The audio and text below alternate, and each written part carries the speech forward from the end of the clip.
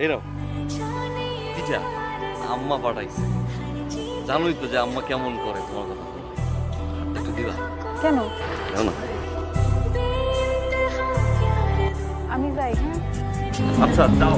ইস, আমার বয়ফ্রেন্ডটা যদি জাভেদ ভাইয়ের মতো হতো। আমি আছি বিপদের মধ্যে, ঝামেলার মধ্যে, আর তুই ফাঁসানি করতে যাওয়ার সাথে। ও মা, তুমি একসাথে 2 নৌকা পা দিচ্ছ আর আমি কিছু বললেই দোষ।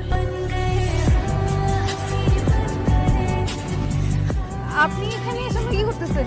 তোরাই ধরছো কেন? তুমি তুমি তুমি পাল্টাই গেছো। শুনো, আমার না এখন পড়তে বসতে হবে, অনেক পড়া আছে। নুরির সাথে আপনার সম্পর্কটা কি? আরে মেয়ে আমার প্রেমিকা। এটা কি বললেন? নুরির সাথে আমার সম্পর্ক ভাই তো ছোটবেলা থেকে, বুঝছেন ভাই? আপনি কি পাগল হয়েছেন? অনেক স্মৃতি ভাই, বাচ্চা বাঁচবো না ভাই।